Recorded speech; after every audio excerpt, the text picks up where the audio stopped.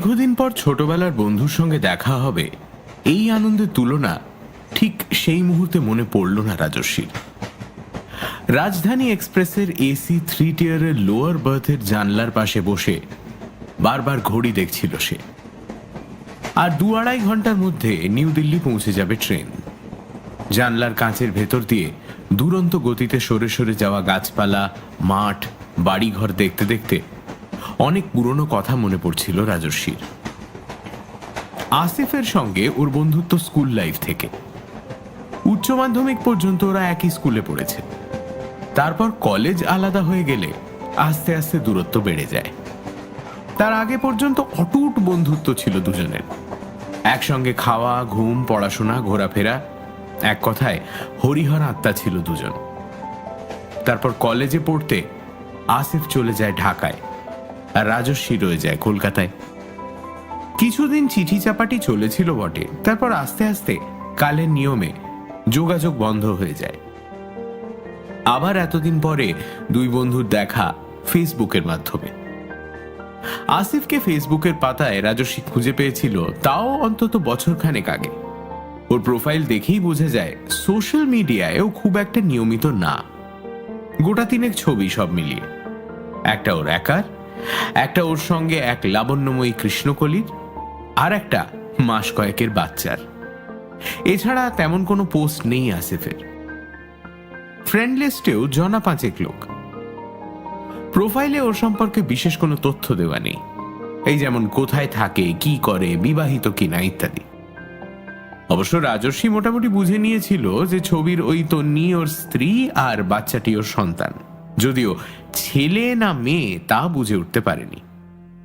আসিফের প্রোফাইলের শেষ পোস্ট, মানে ওই শিশুটির ছবি দেওয়া হয়েছে যে তারিখে, তাও তখন থেকে 3 মাস আগেকার। কাজেই চোখ বন্ধ করে একটা ফ্রেন্ড রিকোয়েস্ট পাঠিয়ে দিলেও রাজস্বীর সন্দেহ ছিল আদৌ আসিফের চোখে তা পড়বে কিনা। তাকে অবাক করে দিয়ে 10 দশেকের মধ্যেই নিজের ফ্রেন্ড লিস্টে স্থান দিয়েছিল তাকে আসিফ। তারপরেই আসিফের সঙ্গে কথাবার্তা বিনিময় শুরু হয়েছিল রাজস্বীর। একে একে সে জানতে পারে আসিফ থাকে দিল্লির এক শহরতলিতে, বিয়ে করেছে, একটি ছেলে আছে, একটা বেসরকারি সংস্থায় বেশ ভালো মাইনের চাকরি। রাজস্বী এখনো বিয়ে করেনি জেনে বিস্ময় প্রকাশ করেছিল সে।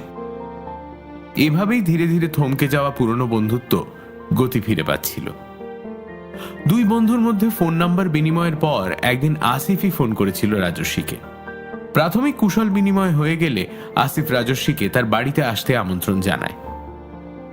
রাজস্বীর অফিসে তখন কাজের সাংঘাতিক চাপ, মাথা তোলারও সময় নেই। সে আসিফকে কথা দিয়েছিল এদিকটা একটু সামলেই সে প্ল্যান করবে দিল্লি যাওয়ার। এরপর আরো 2-1 বার আসিফের সঙ্গে কথা হয় রাজস্বীর, কিন্তু কাজের চাপ ক্রমশ বেড়ে যাওয়াতে এত ব্যস্ত হয়ে পড়েছিল সে যে গত 3 মাস সব রকম সামাজিকতা থেকে দূরে চলে গিয়েছিল রাজস্বী। এমনকি সোশ্যাল মিডিয়াতেও একেবারেই অনলাইন থাকতে সময় পেত না। অবশেষে ইয়ার এন্ডিং এর পর একটু ফ্রি হয়ে আসিফের বাড়ি যাওয়ার এই পরিকল্পনা। কিন্তু এই যে সে চলেছে ছোটবেলার বন্ধুর বাড়ি, তাতেও একটা ছোট্ট কাঁটা বিঁধে আছে। রাজস্বী ভেবেছিল ট্রেনের টিকিট কেটে হঠাৎ ফোন করে যাওয়ার তারিখ জানিয়ে চমকে দেবে আসিফকে। সেই মতো টিকিটও কেটেছিল সে রবিবার দেখেই, কারণ সে চেয়েছিল যেদিন সে প্রথম যাবে সেদিন যেন আসিফ বাড়িতে উপস্থিত থাকে। যেমন ভাবা তেমন কাজ। কিন্তু তারপরেই হলো গন্ডগোল। যতবারই আসিফের নম্বরে ফোন করে ততবারই ওপাশ থেকে যান্ত্রিক স্বরে ঘোষণা শোনা যায়, You seem to have dialed a wrong number. Please check the number you have dialed. আপনি ভুল নম্বর ডায়াল করেছেন। বারবার চেষ্টা করে বিফল হয়ে মন খারাপ হয়ে গিয়েছিল রাজস্বীর।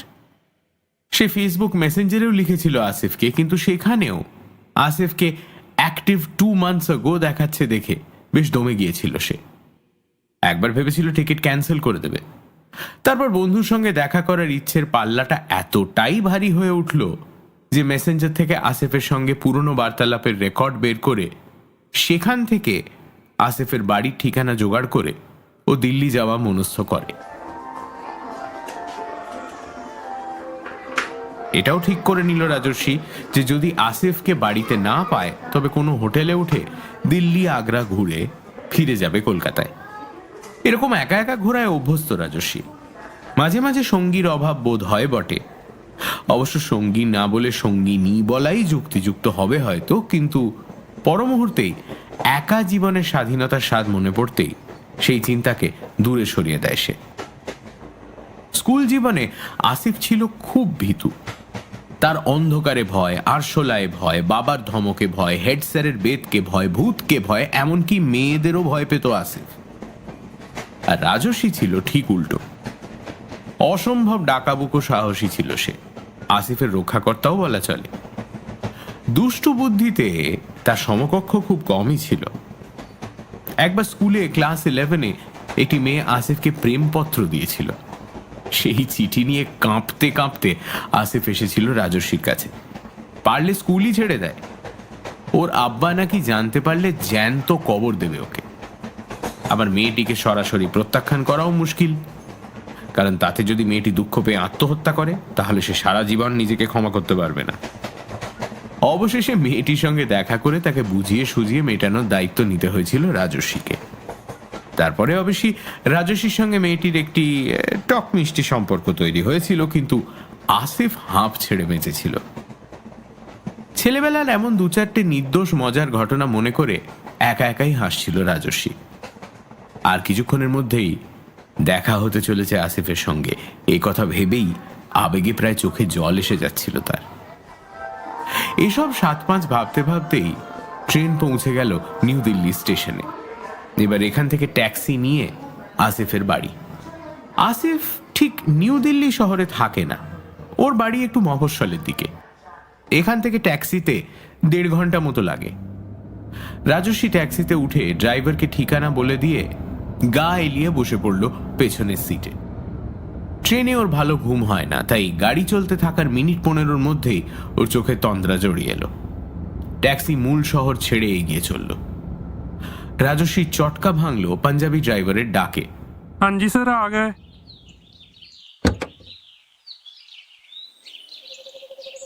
ভাড়া মিটিয়ে যেখানে নামলো সে, তার সামনেই একটা বেশ বড় বাংলো প্যাটার্নের বাড়ি।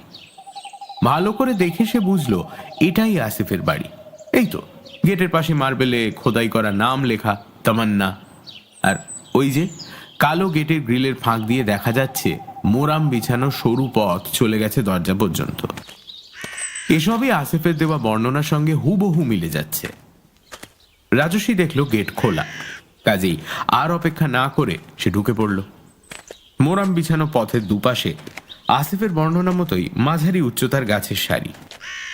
কিন্তু দেখে একটু অবাক হলো রাজস্বী যে গাছগুলো পরিচর্যার অভাবে শুকিয়ে কালচে বর্ণ ধারণ করেছে, অথচ আসিফ বলেছিল ওর স্ত্রী মিতুল গাছ খুব ভালোবাসে। ছেলের পরেই ও গাছের যত্ন করে, এমনকি এ ব্যাপারে আমি আসি 3 নম্বরে। মজা করে বলেছিল সে। আর মজা বাদ দিলেও রাজস্বী জানে যারা গাছ ভালোবাসে সত্যি তারা সন্তানের মতোই যত্ন করে। সেই মিতুলের এত আদরের গাছের এই অবস্থা দেখে বিস্মিত বোধ করল রাজস্বী। বাড়ির দিকে তাকিয়ে আবার অবাক হলো সে। বাড়ির দরজা জানলা আষ্টে পৃষ্ঠে বন্ধ। প্রথমে তার মনে হলো তাহলে কি আসিফ সপরিবারে কোথাও গেছে। তারপর ভাবলো এত গরমে হয়তো ঘরে এসি চলছে, তাই সব বন্ধ। মন থেকে পুরোপুরি খটকাটা না গেলেও দরজার পাশে লাগানো কলিং বেলটা বাজালো রাজস্বী।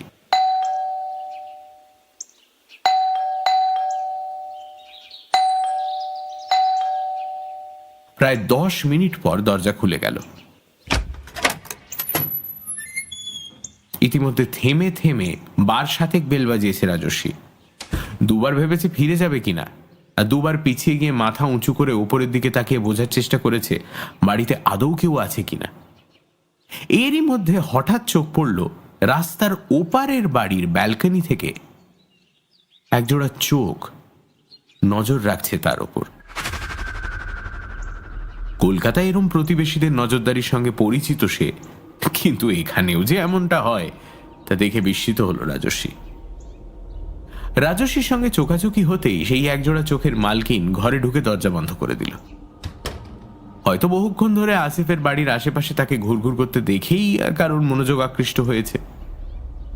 সেটা অবশ্য অস্বাভাবিক নয়, কিন্তু আসিফ দরজা খুলতে এত দেরি করছে কেন? অবশেষে রাজস্বীর সব চিন্তা দূর করে দরজা খুলল আসিফ, কিন্তু এই কোন আসিফকে দেখছে রাজস্বী? একসময় নরম সরম পেলব চেহারা ও মুখের জন্য আসিফকে বন্ধুরা খ্যাপাতো, সেই আসিফের এমন কাঠখোট্টা চেহারা ও রুক্ষ দৃষ্টি দেখে বিস্ময় মুখে কথা সরল না রাজস্বীর। আসিফও বোধহয় তার অপ্রত্যাশিত আবির্ভাবে ঘাবড়ে গিয়েছিল, তাই এত বছর পরে নিজের ঘরের দুয়ারে বাল্যবন্ধুকে দেখেও বুকে জড়িয়ে ধরার বদলে বেশ কিছুটা দূরত্ব বজায় রেখে দাঁড়িয়ে রইল। মিনিট খানেক কারোরই মুখ দিয়ে কথা বেরোল না। তারপর আসিফ নীরবতা ভাঙল। কি রে তুই? রাজস্বীর এবার একটু খারাপ লাগতে শুরু করলো। আসিফ কি তাহলে তাকে দেখে খুশি হয়নি? সে হাসার চেষ্টা করলো। কেন আসতে পারি না? না না, তা কেন, নিশ্চয়ই আসবি, আয় ভেতরে আয়।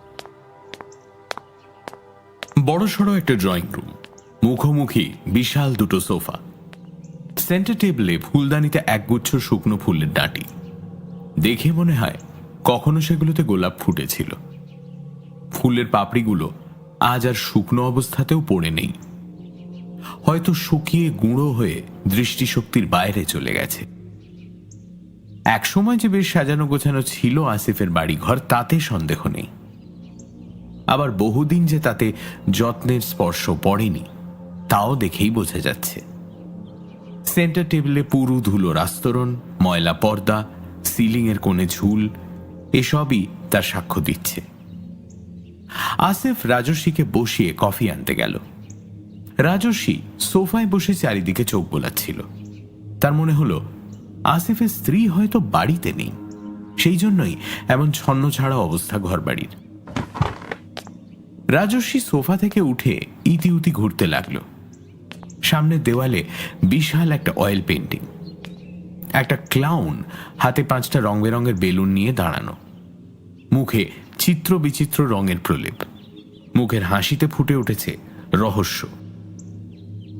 ছবির ক্লাউনটাকে দেখে কেমন যেন অস্বস্তি হয় রাজস্বীর। একটা হাসি খুশি সুখী পরিবারের অন্দরমহলের দেওয়ালে এই ছবিটা বড্ড বেমানান বলে মনে হয় তার। ড্রয়িং রুমের যে দিকটায় বসার ব্যবস্থা, তার থেকে 10 পা এগোলেই বাঁদিকে ডাইনিং, 6টা চেয়ার সহ আয়তাকার খাওয়ার টেবিল। টেবিলের উপরে কাভারে জায়গায় জায়গায় হলুদের দাগ, তার পেছনে ফ্রিজ। ডাইনিং এর পাশের দেওয়ালে সুন্দর কারুকাজ করা, সবকিছুর মধ্যেই একটা রুচির ছাপ স্পষ্ট। অথচ কোনো এক অজানা কারণে চাঁদে গ্রহণ লাগার মতো এই সাজানো সংসারেও যেন গ্রহণ লেগেছে। পৃথিবীর আহ্নিক বার্ষিক গতি হঠাৎই যেন থমকে গেছে এই বাড়ির ভেতরে। মনে হচ্ছে সুন্দর ফুটতে থাকা কোনো ফুল আচমকা বিষাক্ত কীটের দংশনে পচে উঠেছে। নিজের চিন্তায় ডুবে গিয়েছিল রাজস্বী। চমকে উঠল আসিফের ঠান্ডা গলার আওয়াজে। রাজু, এখানে বস, কফি খা। সরাসরি না বললেও আসিফের কণ্ঠের নিষেধাজ্ঞা পড়ে ফেলল রাজস্বী। তার ঘরের মধ্যে ঘুরে বেড়ানো পছন্দ করছে না সে। রাজস্বী সোফায় বসল। তারপর জিজ্ঞেস করা উচিত হবে কিনা ভাবতে ভাবতেই প্রশ্ন করল, তোর স্ত্রীকে বাচ্চাকে দেখছি না? ওরা বাড়ি নেই, কয়েকদিনের জন্য মিতুল বাপের বাড়ি গেছে ইমনকে নিয়ে। কফি খেতে খেতে নানা বিষয়ে কথা হতে লাগলো, কিন্তু রাজস্বী লক্ষ্য করল ব্যক্তিগত যে কোনো প্রশ্নের উত্তর এড়িয়ে যেতে চায় আসিফ। ওর কথার বিষয়বস্তু মূলত অফিস, কাজ ইত্যাদি। রাজস্বীও যেচে আর কিছু জানতে চাইল না। কফি শেষ হলে রাজস্বীর বড় ব্যাগটা নিজের হাতে তুলে নেয় আসিফ। চল তোর ঘরটা দেখিয়ে দিই। আরে ব্যাগটা আমাকে দে, তুই নিচ্ছিস কেন? এখানে তুই আমার অতিথি, তোর যত্ন করা আমার কর্তব্য। আসার পর থেকে এই প্রথম সে হাসতে দেখলো আসিফকে, কিন্তু বন্ধুর হাসিতে বন্ধুত্ব খুঁজে পেল না রাজস্বী। বড় কৃত্রিম, বড় যান্ত্রিক যেন আসিফের আচরণ। মনটা খুব খারাপ হয়ে যাচ্ছিল তার। ড্রয়িং আর ডাইনিং এর মাঝখান দিয়ে উঠে যাওয়ার ঘোরানো সিঁড়ি বেয়ে দোতলায় উঠে করিডোরের দুপাশে 4টে ঘর। সিঁড়ি দিয়ে উঠে সোজা তাকালে করিডোরের একদম শেষে বাহির্মুখো একটা বড় কাঁচের জানলা। রাজস্বী অবাক হয়ে দেখে যে জানলার পুরোটাই ভেতর থেকে কাগজ দিয়ে আটকে দেওয়া হয়েছে, ফলে অন্ধকার করিডোরে দিনের বেলাতেও একটা বাল্ব জ্বালিয়ে রাখতে হয়েছে। করিডোরের বাঁদিকের শেষের ঘরটা বরাদ্দ হলো রাজস্বীর জন্য। আসিফ ঘরে ঢুকে আলো জ্বেলে দিল। ঘরটা বেশ বড়, খাট, আলমারি, টিভি, রাইটিং টেবিল, 2টো চেয়ার ছাড়াও অ্যাটাচড বাথরুম রয়েছে। যে দরজা দিয়ে ঢুকলো রাজস্বী, তার উল্টো দিকের দেওয়ালে একটা বেশ বড় কাঠের দরজা, যার দুপাশে 2টো সরু কাঁচের জানলা। সম্ভবত ওপাশে ব্যালকনি রয়েছে। ওই দরজা সেখানেই যাওয়ার জন্য। বাড়ির অন্য অংশের মতোই এই ঘরের ভেতরেও অন্ধকারের সাম্রাজ্য। আলো না জ্বাললে ঘরের ভেতরে কিছুই দেখা সম্ভব নয়। ব্যালকনির দিকে সরু কাঁচের জানলা দুটো দিয়ে তেমন আলো ঢোকে না মোটা পর্দার জন্য। তুই বিশ্রাম নে, আমি পরে আসবো। কথা শেষ করে আসিফ বেরিয়ে যেতে যেতে আবার ফিরে এলো। আর শোন, আমাকে জিজ্ঞেস না করে বাড়ি থেকে বেরোস না। আসলে লোকজন খুব একটা ভালো নয়, দরজা জানলাও খোলার দরকার নেই। অদ্ভুত দৃষ্টিতে রাজস্বীর দিকে কয়েক মুহূর্ত তাকিয়ে ঘর থেকে বেরিয়ে গেল সে। আসিফের যাওয়ার পথের দিকে তাকিয়ে থাকতে থাকতে ভুরু কুঁচকে গেল রাজস্বীর। তারপর ব্যাগ খুলে নিজের গোছগাছে ব্যস্ত হয়ে পড়ল। স্নান করে ফ্রেশ হয়ে ঘুমে চোখ জড়িয়ে এসেছিল রাজস্বীর। কতক্ষণ ঘুমিয়েছে খেয়াল নেই। ঘুম ভেঙে দেওয়ালে টাঙানো ঘড়িতে সময় দেখল দুপুর 2টো। সেই কখন 1 কাপ কফি খেয়েছে, তারপর থেকে আর কিচ্ছু পড়েনি পেটে। আসিফেরও দেখা নেই। সুতরাং দরজা খুলে বেরোলো রাজস্বী। কাঁচের জানলার ওপর কাগজের আস্তরণ ভেদ করে যেটুকু দিনের আলো ঢুকছে, তাতে করিডোর সম্পূর্ণ আলোকিত হয়নি। আসিফ সম্ভবত নিচে নামার সময় আলোর সুইচ অফ করে গেছে। আধো আলো আধো অন্ধকারে করিডোরের দুপাশে মুখোমুখি বন্ধ ঘরগুলোকে হরর মুভি সেটের মতো দেখাচ্ছিল। তার থাকার ঘর ছাড়া বাকি 3টে ঘরই বাইরে থেকে তালাবন্ধ। নিচের তলা থেকে খুটখাট আওয়াজ আসছে। সম্ভবত আসিফ লাঞ্চের আয়োজনে ব্যস্ত। পুরো কার্পেট বেছানো সিঁড়ি দিয়ে নিচে নেমে যায় রাজস্বী। ড্রয়িং রুমের আলো নেভানো। ডাইনিং এর পাশ দিয়ে কিচেনে যাওয়ার রাস্তা। আসিফ নিশ্চয়ই সেখানে। বাড়িতে প্রবেশ করার মূল দরজার মাথার ওপর ঘষা কাঁচের স্কাইলাইট দিয়ে সামান্য দিনের আলো প্রবেশ করছে, কিন্তু সেই আলো ডাইনিং এরিয়াতে এসে পৌঁছচ্ছে না। ড্রয়িং রুম পার করে যেতে যেতে চোখ পড়ল দেওয়ালের অয়েল পেন্টিংটার দিকে। রাজস্বীর বুকটা ছ্যাঁত করে উঠল। যদিও সে অনেকটাই পাশ থেকে দেখেছে, তবু তার কেন মনে হচ্ছে যে ছবির ক্লাউনটা যেন সেখানে নেই।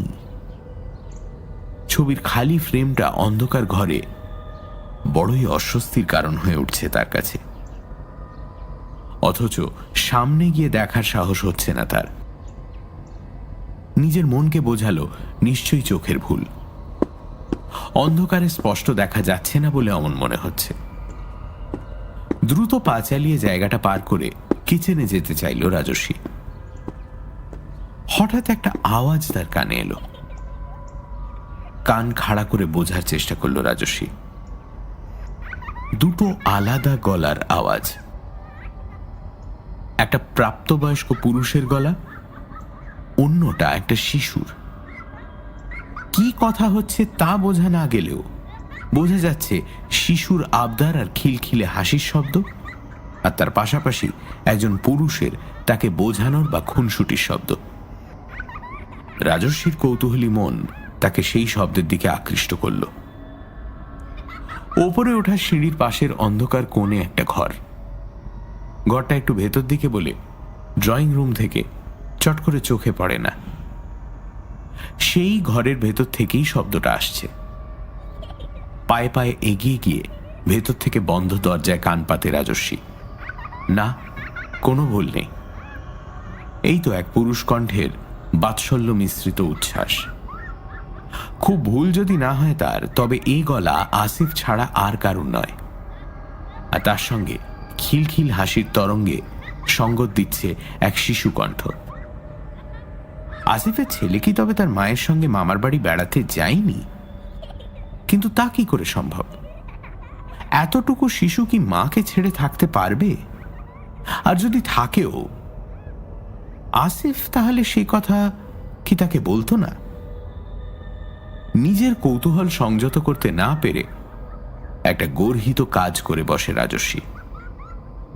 এক চোখ বন্ধ করে দরজার কি হোল দিয়ে উঁকি মারে। ঘরের ভেতরে আলো জ্বলছে। আসিফ বা শিশুটি দৃষ্টিপথে না থাকায় সে কাউকে দেখতে পায় না প্রথমটায়। কিন্তু কয়েক মিনিট পরেই প্রচন্ড আতঙ্কে দরজার বাইরে মেঝেতেই বসে পড়ে সে। ঘরের ভেতর থেকে একটা ঘোলাটে চোখ কি হোল দিয়ে চেয়ে রয়েছে তার দিকে। সে চোখের দৃষ্টি কোনো জীবিত মানুষের বলে মনে হলো না তার। স্থির অপলক সেই চোখের পুরোটাই ঘোলাটে। তার মণি বা সাদা অংশ আলাদা করে বোঝা যাচ্ছে না। মনে হচ্ছে একটা ঘোলাটে পর্দা কুয়াশার মতো আবৃত করে রেখেছে চোখটাকে। শিথিল মেরুদণ্ড সঙ্গ দিতে না চাইলেও একরকম জোর করেই মেঝে থেকে উঠে পড়ে রাজস্বী। পিছতে পিছতে আস্তে আস্তে উঠে পড়ে সিঁড়ি বেয়ে। তারপর এক ছুটে নিজের ঘরে ঢুকে দরজা বন্ধ করে দেয় সে। বন্ধ দরজায় পিঠ ঠেকে হাঁপাতে থাকে। ঘরের ভেতরে নৈশব্দ তার দম বন্ধ করে আনছে। বাইরে সিঁড়ি দিয়ে কারোর উঠে আসার শব্দ। ধাপে ধাপে উঠে আসছে পদশব্দ। হৃদয় ধুকপুকুনি যেন নিজের কানে শুনতে পাচ্ছে রাজস্বী। পায়ের শব্দটা এসে থামলো তারই দরজার সামনে। 2 মিনিটের প্রতীক্ষা। তারপর দরজায় টোকা পড়ল। কিছুক্ষণ সময় নিল রাজস্বী। একটা দীর্ঘ প্রশ্বাস টেনে দরজা খুলল সে। কি রে, খাবি না? খিদে পাইনি? সরি, একটু দেরি হয়ে গেল। আসলে নিজে রান্না করলাম তো। না না, ঠিক আছে।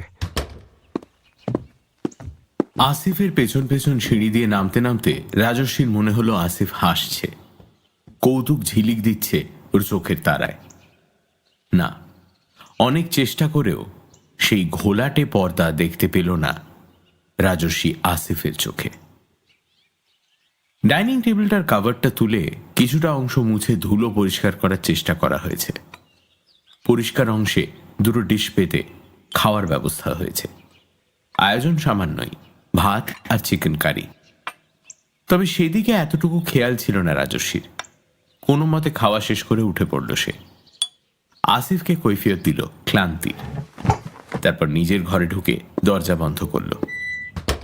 খাটের পুরু গদিতে মাথা পর্যন্ত চাদর মুড়ি দিয়ে শুয়ে শুয়ে ভাবল রাজস্বী, পারলে কালই চলে যাবে সেইখান থেকে। কিন্তু এত তাড়াতাড়ি যেতে চাইলে সন্দেহ হবে আসিফের। তাই কোনো মতে কয়েকটা দিন কাটাতেই হবে তাকে। বিছানায় শুয়ে এপাশ ওপাশ করতে করতে একসময় উঠে পড়ল রাজস্বী। প্রায় 4টে বাজে। কতক্ষণ বাইরের পৃথিবীর আলো হাওয়ার স্পর্শ পায়নি সে। এখনো যথেষ্ট রোদ থাকার কথা। বিকেলের পড়ন্ত রোদের কথা মাথায় আসতেই ব্যালকনিতে গিয়ে দাঁড়াতে ইচ্ছে হলো তার। ব্যালকনির দরজা ভেতর থেকে গোটা 3 ছিটকিনি দিয়ে আটকানো। বোঝাই যায় অনেক দিন খোলার প্রয়োজন হয়নি। ছিটকিনিগুলো খুলে দরজার পাল্লা দুটো হাট করে খুলে দেয় রাজস্বী। ব্যালকনির নিচে রাস্তা। আসিফের বাড়িটা বড় রাস্তা থেকে ভেতর দিকে হওয়ায় খুব বেশি লোক চলাচল নেই এই রাস্তায়। আশেপাশে যে কটা বাড়ি দেখা যাচ্ছে বেশিরভাগেরই পেছন দিক পড়ছে এদিকে। শুধু এই বাড়ি আর রাস্তার উল্টো দিকের বাড়িটা, যেটা থেকে সকালে মেয়েটা নজর রাখছিল তার উপরে, এই দুটো বাড়িরই দরজা দেখা যাচ্ছে নিচের রাস্তার দিকে মুখ করা। সামনের বাড়ির ব্যালকনি এখন ফাঁকা। মেয়েটি হয়তো দিবানিদ্রায় মগ্ন। চা এনেছি। কিরে, ঘুমোচ্ছিস নাকি? এ কি, এই এই দরজা খুললো কে? তুই খুলেছিস? আমাকে না জিজ্ঞেস করে দরজা খুলেছিস? এক্ষুনি ঘরে ঢোক, এক্ষুনি ঢোক। রাজস্বীকে একরকম টেনে ঘরে ঢুকিয়ে আবার ব্যালকনির দরজা 3টে ছিটকিনি বন্ধ করে দিল আসিফ। তারপর রাজস্বীর দিকে জ্বলন্ত দৃষ্টিতে তাকিয়ে বেরিয়ে গেল ঘর ছেড়ে। কয়েক মিনিটের মধ্যেই ফিরে এলো আবার, হাতে একটা বড় তালা। ব্যালকনির দরজায় তালা ঝুলিয়ে চাবিটা নিজের পকেটে রাখলো আসিফ। তারপর রাজস্বীর দিকে তাকিয়ে হাসল। রাজস্বী আসিফের আচরণে হতবাক হয়েই ছিল। আরো অবাক হলো কয়েক মুহূর্ত আগে রাগে উন্মত্ত আসিফের মুখে এমন হাসি দেখে।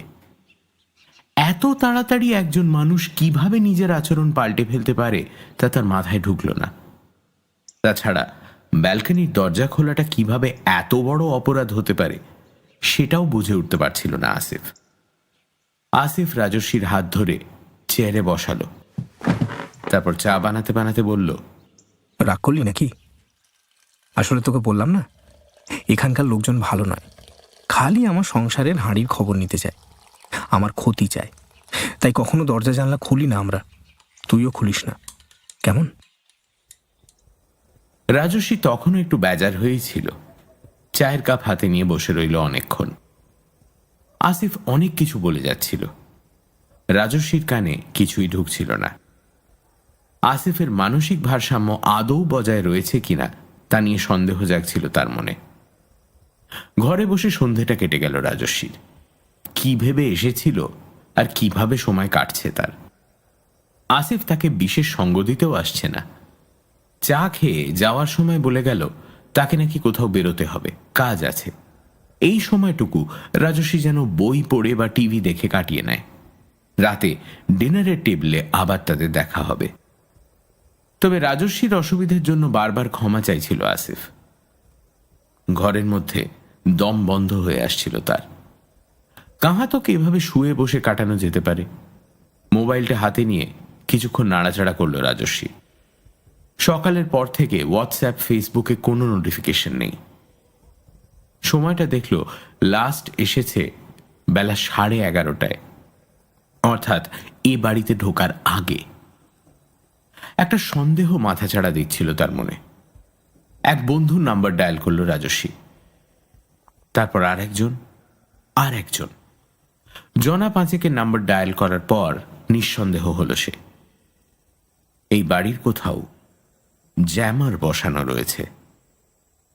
সেই জন্যই কোনো ফোন কানেক্ট হচ্ছে না, এমনকি নেট কানেকশনও বন্ধ। এবার সত্যি ভয় করতে শুরু করলো রাজস্বীর। সে কোনো বড়সড় বিপদে পড়ছে না তো? আসিফ কি পাগল নাকি অপরাধী? নিজের ঘরের বাচ্চাটা কে? তাকে দেখা যায় না কেন? ওই বিভৎস চোখটাই বা কার? পাশের বাড়ির মেয়েটা কি কিছু জানে? নইলে সে অমন করে লক্ষ্য রাখছিল কেন?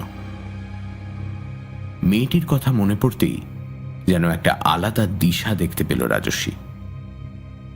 এখন আসিফ বাড়িতে নেই। সে যদি মেয়েটির সঙ্গে দেখা করতে পারে তবে হয়তো কিছু জানা যেতে পারে।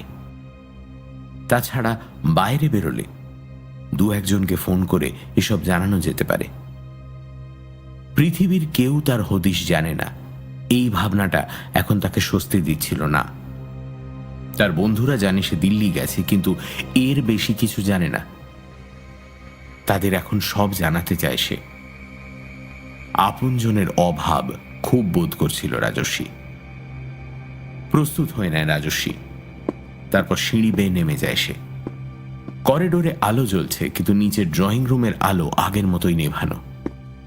সিঁড়ি দিয়ে নেমে মোবাইলের আলোয় সাবধানে চলছিল সে। সেই দিনের সেই ঘরটা প্রবলভাবে আকর্ষণ করছিল তাকে। তাই বাঁ দিকের বদলে ডান দিকে ঘুরে যায় রাজস্বী। ঘরটার দরজা বন্ধ আগেরই মতো, কিন্তু আজ ভেতর থেকে নয়, বাইরে থেকে। আস্তে আস্তে এগিয়ে গিয়ে দরজার ছিটকিনি খোলে রাজস্বী। দরজার পাল্লাটা খুলে যেতেই একটা বিশ্রী পচা গন্ধ এসে ধাক্কা মারে তার নাকে। নাড়ি ভুঁড়ি পাক দিয়ে বমি উঠে আসতে চাইছে যেন। পকেট থেকে রুমাল বার করে নাকে বেঁধে নেয় রাজস্বী। তারপর ঢুকে পড়ে ঘরে। মোবাইলের আলো ঘুরিয়ে ঘুরিয়ে ঘরের ভেতরটা দেখে নিতে চাইল সে। বিশেষ কোনো আসবাব নেই, শুধু ঘরের মাঝখানে পাশাপাশি দুটো খাট। খাট না বলে শয্যা বলাই ভালো। চারদিকে উঁচু কিনারা বিশিষ্ট সাদা রঙের বাক্স ধরনের জিনিস। তাতে বিছানাপত্র পেতে শোয়ার ব্যবস্থা করা রয়েছে। দুটো এক মাপের নয়, একটা বড়, অন্যটা একটু ছোট। বিছানা না থাকলে জিনিস দুটোকে অনায়াসে কফিন ভাবা যেত, কিন্তু সে দুটো খালি। যাদের জন্য এ শয্যা প্রস্তুত রয়েছে তারা এই মুহূর্তে সেখানে নেই। দুই শয্যাকে কেন্দ্র করে মেঝেতে প্রচুর অর্ধগলিত মোমবাতি বসানো। কি একটা অজানা আকৃতির আলপনা রয়েছে মেঝেতে। সেখানে ছড়ানো বিচিত্র আকারের শিশি, বোতল, চুলের মতো বস্তুর গোছা, কয়েকটি লম্বা পেরেক ইত্যাদি। শিশি বোতলগুলোর মধ্যে নানা রঙের জলীয় বস্তু। তার মধ্যে গাঢ় লাল রঙের একটা পদার্থকে দেখে রক্তের কথা মনে হলো রাজস্বীর। আয়োজন দেখে তার মনে হলো আসিফ ব্ল্যাক ম্যাজিক জাতীয় কিছু করছে। মনে মনে উত্তেজিত হলো রাজস্বী, কিন্তু কেন, কোন উদ্দেশ্যে এসব করছে? আর এই বিছানা কাদের জন্য? তাহলে কি আসিফ ওর স্ত্রী পুত্রের উপর এসব প্রয়োগ করছে? ওর স্ত্রী মিতুল কি তাহলে বাপের বাড়ি যায়নি? দুপুরে যে বাচ্চার গলার আওয়াজ পেয়েছিল রাজস্বী, সে কি তবে আসিফের ছেলে? কিন্তু তারাই বা স্বেচ্ছায় কেন এই ঘরে বন্দী থাকবে? আর যদি আসিফ তাদের জোর করে বন্দী রাখেও, এখন তারা কোথায়? তাছাড়া কি হোল দিয়ে নির্নিমেষ চোখে চেয়ে থাকা সেই চোখ। আর একবার শিউরে ওঠে রাজস্বী।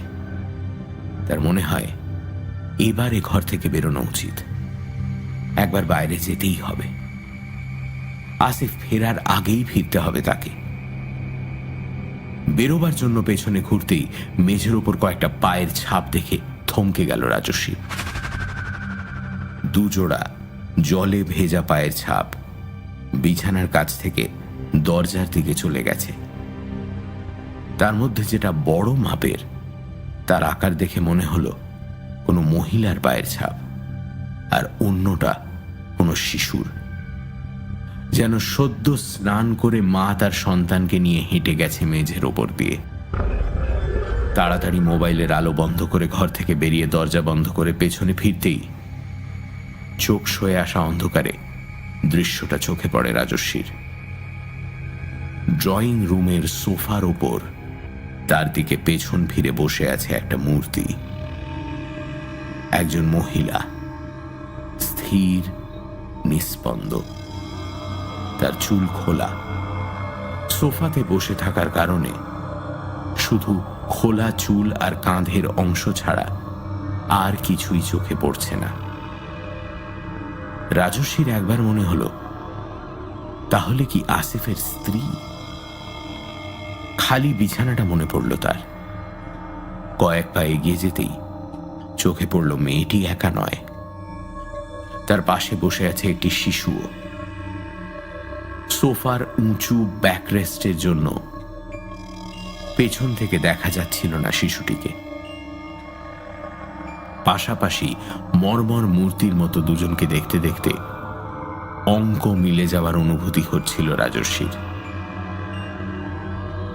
তাহলে সে ঠিকই ভেবেছে, আসিফের স্ত্রী কোথাও যায়নি, এই বাড়িতেই আছে। ঘরের ভেতর পচা গন্ধটা এখন আরো তীব্র। রাজস্বীকে বাইরে যেতে হলে ওদের পাশ দিয়েই যেতে হবে।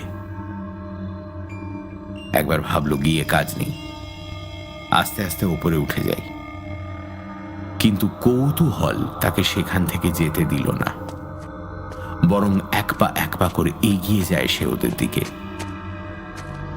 দুপা এগোতেই ছপ করে মেঝেতে কোনো জলীয় পদার্থে পা পড়ল রাজস্বীর। অনুমানে বুঝল জল। এখানে জল এলো কোথা থেকে? মোবাইলের আলোটা জেলে মেঝের দিকে ধরল সে। একটা জলের ধারা বয়ে চলেছে সোফা থেকে পেছনের দিকে। মোবাইলের আলোটা জলের উৎসের খোঁজে একটু নাড়াচাড়া করতেই মেরুদণ্ড বেয়ে একটা ঠান্ডা স্রোত বয়ে গেল রাজস্বীর। সোফায় বসা মেয়েটির চুল বেয়ে অঝরে নেমে আসছে জলের ধারা, যেন এই মাত্র পুকুরে ডুব দিয়ে উঠে এসেছে সে। জামা কাপড় পিঠের দিকে ভিজে সপ করছে তার, এমনকি বাচ্চাটাও সম্পূর্ণ ভেজা। মেয়েটির চুল থেকে ঝুলছে অনেকগুলো ছোট গুগলি শামুক জাতীয় প্রাণী। দু একটা গুঁড়ি মেরে এগোচ্ছে চুলের ওপর দিয়ে। মোবাইলের আলোটা ওদের মাথার ওপর পড়তেই দুজনে একসঙ্গে ফিরে তাকালো রাজস্বীর দিকে।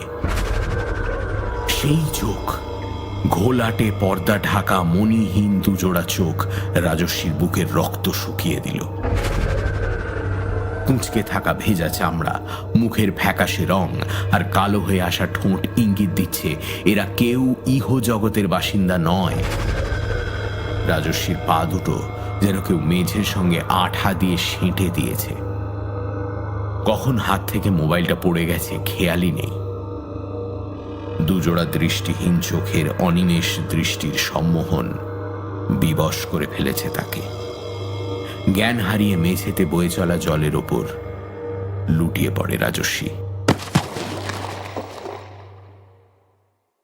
জ্ঞান ফেরায় প্রথমটায় কিছু ঠাহর করতে পারল না সে। কয়েক সেকেন্ড লাগলো মনে করতে সে কোথায় এবং কি ঘটেছিল। মনে পড়া মাত্রই ধড়ফড় করে উঠে বসল রাজস্বী। প্রথমেই চোখ গেল সোফার দিকে, ঠিক যেখানে দুই বিভীষিকাকে বসে থাকতে দেখেছিল সে। সেই জায়গাটা এখন খালি। মেঝেতে হাত দিয়ে বুঝল জলের লেশ মাত্র নেই সেখানে। একটাই স্বস্তির কথা, আসিফ সম্ভবত এখনো ফেরেনি। উঠে দাঁড়িয়ে একবার সোফার সামনে গিয়ে দাঁড়ায় রাজস্বী। না, কেউ নেই। হাঁপ ছেড়ে নিজের ঘরের উদ্দেশ্যে এগোলো সে। সামনে দেওয়ালে সেই পেন্টিংটা, রং বেরঙের কয়েকটা বেলুন ভাসছে বাতাসে, আর সেগুলো সুতোগুলো ধরা আছে। না, কোথাও ধরা নেই। ক্লাউনটা সেখানে নেই। ফ্রেমে আটকানো ছবির সিংহভাগ বিলকুল ফাঁকা। শুধু ওপরের দিকে 1, 2, 3, 4, 5, 6 6টা বেলুন। কি? আবার গুনে রাজস্বী। 1, 2, 3, 4, 5, 6। রাজস্বীর স্পষ্ট মনে আছে এ বাড়িতে ঢোকার পর সে 5টা বেলুন দেখেছিল ক্লাউনটার হাতে, আর এখন 6টা। এ বাড়িতে পা দেওয়ার পর থেকে এত রকমের অবিশ্বাস্য ঘটনা ঘটতে দেখেছে রাজস্বী যে কোনো কিছুতেই আর অবাক লাগছে না। দৌড়ে সিঁড়ি দিয়ে উঠতে উঠতে সিদ্ধান্ত নেয় রাজস্বী কোনো ক্রমে রাতটুকু কাটলেই আর এখানে নয়, কাল সকালেই যেভাবে হোক বেরিয়ে পড়বে এই অভিশপ্ত বাড়ি থেকে। ঘরে গিয়ে মাথা পর্যন্ত মুড়ি দিয়ে শুল রাজস্বী। ঘরে এসি না চললেও আজ বোধহয় চলতো তার। শরীরের অভ্যন্তর থেকে একটা শীতল অনুভূতি তার সব ইন্দ্রিয়গুলোকে গ্রাস করে ফেলছে। রাতে আসিফ এলো তাকে ডিনারের জন্য ডাকতে। শরীর খারাপ আর ক্লান্তির অজুহাতে ঘর থেকে বেরোনো না সে। খিদে নেই বলে খেতেও চায়নি। আসিফ কিছুক্ষণ অপেক্ষা করে গুড নাইট জানিয়ে চলে গেল। বুকের অন্তঃস্থল থেকে একটা কাঁপুনি উঠে এসে মাঝে মাঝে শিহরণ জাগিয়ে তুলছে রাজস্বীর গায়ে। তার ষষ্ঠ ইন্দ্রিয় জানান দিচ্ছে সে এক মুহূর্তের জন্যও নিরাপদ নয় এখানে। মনে মনে সে ঠিক করলো কাল ভোরের আলো ফুটলেই চুপি সারে বিদায় নেবে। আসিফ ঘুম থেকে ওঠার আগেই পালাবে সে। এ কথা মনে আসাতে টান টান হয়ে থাকা স্নায়ুগুলো সামান্য শিথিল হলো যেন। ঘুমানোর চেষ্টা করছিল রাজস্বী, এ বিষয়টা থেকে সম্পূর্ণ অজ্ঞাত হয়েই যে প্রায়ই আমরা ভাবি এক, আর পরিস্থিতি মোড় নেয় সম্পূর্ণ অন্যদিকে। আর সেই চিরন্তন ঐতিহ্য বজায় রাখতেই হয়তো ঘন্টা দুয়েক পরেই সদ্য আসা ঘুমের রেশ কেটে গেল রাজস্বীর। ঝুপ ঝুপ করে একটা শব্দ এলো তার কানে। একটু থেমে থেমে চলছে শব্দটা। কান খাড়া করে বোঝার চেষ্টা করলো সে। তারপর গায়ে চাদরটা ফেলে উঠে দাঁড়ালো। আওয়াজটা আসছে বাড়ির পেছনের দিক থেকে। একবার ব্যালকনির দিকে এগিয়ে যেতে গিয়েও সেই দরজার তালার দিকে চোখ পড়তেই থেমে গেল রাজস্বী। এবার এগোলো সামনের দরজার দিকে। করিডোরে এসে দাঁড়াতেই শব্দটা আরো স্পষ্ট হয়ে উঠল তার কানে। শব্দের উৎস লক্ষ্য করে এগোলো সে করিডোরের শেষের কাগজে ঢাকা কাঁচের জানলার দিকে। প্রথমে ফাঁক ফোকর দিয়ে দেখার চেষ্টা করলো বাইরের দিকটা। যখন দেখা গেল না, তখন কি ভেবে জানলার সাঁটা কাগজগুলো টেনে ছিঁড়তে শুরু করলো। কমপক্ষে 5-6টা স্তরে পর পর সাঁটানো কাগজ ছিঁড়ে ফেলতেই জানলার কাঁচ দেখা গেল। সেখানে মুখটা লাগিয়ে নিচের দিকে তাকাতে সে দেখল বাড়ি সংলগ্ন এক চিলতে উঠোনের মতো জায়গায় এক মনে মাটি কোপাচ্ছে কেউ। মাঝে মাঝে দাঁড়িয়ে পড়ে বিশ্রাম নিয়ে আবার শুরু করছে মাটি খোঁড়া। দিল্লির গ্রীষ্মের জন্য হয়তো তার কপালে ঘন ঘন ঘাম দেখা দিচ্ছে, তাই বিশ্রামের অবকাশে 2 আঙুলে কাঁচিয়ে নিয়ে ঝেড়ে ফেলছে মাটিতে। রাজস্বী উপর থেকে বুঝে উঠতে পারল না লোকটা কে, কি কারণে এত রাতে গোপনে মাটি খুঁড়ছে সে। এক মুহূর্ত ভেবে সে ছুট লাগালো সিঁড়ি দিয়ে নিচের দিকে। ড্রয়িং রুমের সোফার পাশ থেকে যাওয়ার ঠিক আগের মুহূর্তে সে ঘুরে তাকালো দেওয়ালে পেন্টিংটার দিকে। সেখানে ক্লাউনটা যথাস্থানে দাঁড়িয়ে ধরে রয়েছে 6টা বেলুনের সুতো। আবার দৌড়ল রাজস্বী। বাড়ির মূল দরজায় কোনো আগল নেই, শুধু আলগা করে ভেজানো। রাজস্বীর মনে হলো সে যা ভাবছে ঠিকই ভাবছে। বাইরের লোকটা আসিফ ছাড়া আর কেউ নয়। সে খুব সন্তর্পণে দরজাটা খুলল। এতক্ষণ এক নাগাড়ে হয়ে চলা শব্দটা এখন আর শোনা যাচ্ছে না। চারিদিকে একটা শ্বাসরোধকারী নিস্তব্ধতা বিরাজ করছে। আস্তে আস্তে বাড়ি থেকে বেরিয়ে পেছনের উঠোনের উদ্দেশ্যে রওনা দেয় রাজস্বী। আসিফ কি করছে এত রাতে? এখানে আসার পর থেকে আসিফের কার্যকলাপ ক্রমশই রহস্যময় হয়ে উঠছে তার কাছে। যদিও এ ব্যাপারে সে দৃঢ় প্রতিজ্ঞ যে আগামীকাল ভোরেই সে এ বাড়ি ছাড়বে, তবু বাকি জীবনটা এই গোলক ধাঁধা নিয়ে বেঁচে থাকতে চায় না সে। যাওয়ার আগে যদি সম্ভব হয় আসিফের আচরণের রহস্য ভেদ সে করে যাবে। দরজা দিয়ে বেরিয়ে সামনে সেই সারিবদ্ধ শুকনো গাছের মধ্যিখান দিয়ে মরাম বিছানো রাস্তা চলে গেছে কালো লোহার গ্রিলের গেট পেরিয়ে বড় রাস্তার দিকে। আর ডান দিকে ও বাঁ দিকে 2টো করে সিঁড়ি নামলেই পাঁচিলের পাশ ঘেঁষে পৌঁছে যাওয়া যায় বাড়ির পেছন দিকে। সেখানে যাওয়ার জন্য বাঁ দিকে এগোলো রাজস্বী। বাড়িটাকে গোল করে ঘুরে পেছনের অপ্রশস্ত খালি অংশে পৌঁছে গেল সে। সেখানে কেউ নেই, তবে বেশ কিছুটা জায়গা জুড়ে আলগা মাটির স্তূপ উঁচু হয়ে রয়েছে। বোঝাই যাচ্ছে খুব তাড়াহুড়ো করে কেউ কিছু মাটি চাপা দিয়েছে। রাজস্বীর মনে হলো এই তাড়াহুড়োর কারণ সে নয় তো। আর সেই লোকটা যে মাটি খুঁড়ছিল হয়তো আসিফই, সেই বা গেল কোথায়? এপাশ ওপাশ তাকিয়ে কাউকে দেখতে না পেয়ে মাটি ঢিপিটার দিকে এগিয়ে গেল সে। খুব জানতে ইচ্ছে করছিল কি আছে ওটার তলায়। ভয়ে উত্তেজনায় কাঁপছিল সে। তবু এদিক ওদিক তাকিয়ে এমন কিছু খোঁজার চেষ্টা করলো যা দিয়ে আলগা মাটি সরানো যেতে পারে। খুঁজতে খুঁজতে চোখে পড়ল একটা জিনিস, একটা লোহার কাঁটা।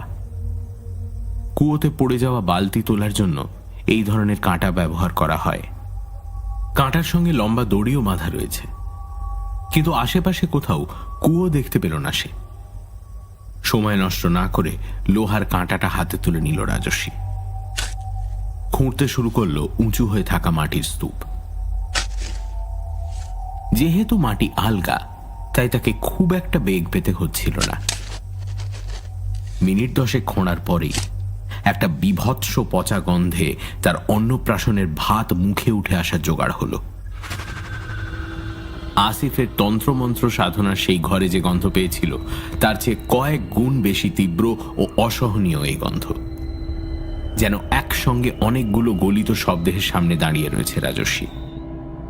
একবার বাধ্য হয়ে খোঁড়া থামিয়ে বমি করে ফেলল সে। আবার নিজেকে সামলে নিয়ে গায়ের জামা খুলে কষে নাকে জড়িয়ে বেঁধে ফেলল। এভাবে আরো কিছু সময় পরে মাটির স্তূপ সম্পূর্ণ সরে গেলে বেরিয়ে এলো একটা কুয়োর মুখ। মাটির সঙ্গে সমান্তরাল কুয়োটা একটা তার জালি দিয়ে ঢাকা। বোঝাই যাচ্ছে লোহার কাঁটাটা এই কুয়োর জন্যই ব্যবহৃত হতো। পরবর্তীকালে কুয়োটা কোনো গোপন কাজে ব্যবহার করা হয়েছে, যে কারণে মানুষের চোখ থেকে আড়াল করতে তার জালির ওপর দিয়েই মাটি চাপা দেওয়া হয়েছে। হয়তো এই বিভৎস গন্ধ যাতে লোকের কৌতূহল আকর্ষণ না করে তার জন্যই। কিন্তু এর মধ্যে কি দেখেছে আসিফ? এই বিভৎস পচা গন্ধ তো একমাত্র... গায়ে কাঁটা দিয়ে ওঠে রাজস্বীর। তবে কি আসিফ সিরিয়াল কিলার? মানুষ মেরে এই কুয়োতে ফেলে দেয় সব প্রমাণ লোপাট করার জন্য? আর এক মুহূর্ত এখানে নয়, হোক মাঝরাত, তবু এই বাড়ির ঘেরাটোপের বাইরে যে কোনো জায়গায় চেয়ে বেশি নিরাপদ। তার টাকা পয়সা সবকিছু ঘরে, কিন্তু আর সে এ বাড়ির ভেতরে ঢুকতে চায় না। সকালে পুলিশ নিয়ে এসে সে উদ্ধার করবে নিজের জিনিসপত্র, আর না পেলেও ক্ষতি নেই। এই মুহূর্তে এখান থেকে বেরোনোই তার একমাত্র উদ্দেশ্য। হাত থেকে লোহার কাঁটাটা ছুঁড়ে ফেলে দেয় রাজস্বী। পেছনে ঘুরতেই একটা তীব্র আলো এসে তার চোখ ধাঁধিয়ে দেয়। কয়েক সেকেন্ড বুঝতে সময় লাগলো তার, যেটা একটা মোবাইলের টর্চের আলো। কার হাতে ধরা রয়েছে সেটা চোখের উপর আলো পড়ায় সেটা বুঝতে পারল না সে। শুধু মাথার উপর নেমে আসা কোদালের ভোঁতা আঘাতটা তার সব ভাবনাগুলোকে এলোমেলো করে দিল। জ্ঞান হারিয়ে লুটিয়ে পড়ার আগে শুধু বুঝতে পারল রাজস্বী কপাল থেকে রক্তের ধারা নেমে এসে তার মুখে বাঁধা জামা ভিজিয়ে জিভে পৌঁছে দিচ্ছে নোনতা স্বাদ।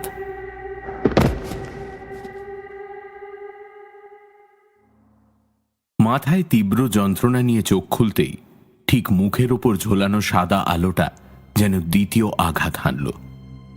আবার প্রবল কষ্টে চোখ বন্ধ হয়ে গেল রাজস্বীর। কিছুক্ষণ পর আবার যখন চোখ খুলল, তখন একটু সয়ে এসেছে আলোটা। নড়ার চেষ্টা করতেই বুঝতে পারল তার হাত পা শক্ত করে বাঁধা। তার কেমন অপারেশন থিয়েটারের কথা মনে পড়ছিল। তার মুখে বাঁধা জামাটাই সম্ভবত এখন তার কপালে বেঁধে রক্ত বন্ধ করার চেষ্টা করা হয়েছে। একটা গুনগুন করে গানের আওয়াজ কানে আসছে। মাথা ঘুরিয়ে দেখার চেষ্টা করল রাজস্বী। সে মাথা ঘোরাতেই আসিফ ঝুঁকে পড়ল তার মুখের ওপর। গান বন্ধ করে ব্যস্ত হয়ে উঠে বলল, আহা হা, নড়িস না, বড্ড রক্ত পড়ছে রে। আই এম সো সরি বন্ধু, আমি তোকে আঘাত করতে চাইনি, কিন্তু দোষটা তোরই, যাই বল। খুব কৌতূহল তোর, জানিস তো। আগেই বলেছিলাম আমাকে না জিজ্ঞেস করে বেরোবি না ঘর থেকে, আর তুই শুধু বেরোলি না, আমার সব গোপন কথা জেনে ফেললি। মিতুল আর ইমনের থাকার ঘরে ঢুকলি, ওদের দেখে ফেললি, এমনকি আমার কুয়োতে লুকোনো মৃত মানুষদের বিরক্ত করলি। তুই আমার ছোটবেলার বন্ধু, ভেবেছিলাম দুদিনের জন্য বেড়াতে এসেছিস, থাকবি, আনন্দ করবি, তারপর চলে যাবি। কিন্তু তুই বড্ড বেশি জেনে ফেললি রে। আমার আর উপায় ছিল না। তোর মোবাইল ফোনটা আমি পেয়েছিলাম, ওই যে তখন যেটা টর্চটা তোর মুখে ফেললাম, ওটা তোরই। আমার মোবাইলটা 2 মাস আগে জলে নষ্ট হয়ে গেছে। আমি একটু উঠে বসবো। আমার হাতটা খুলে দে। নিশ্চয়ই নিশ্চয়ই, তুই আমার অতিথি, তোর সুবিধে অসুবিধে দেখা তো আমারই কর্তব্য। আসিফ খাটের সঙ্গে বাঁধা রাজস্বীর সারা দেহে জড়ানো দড়িটা খুলে নিল।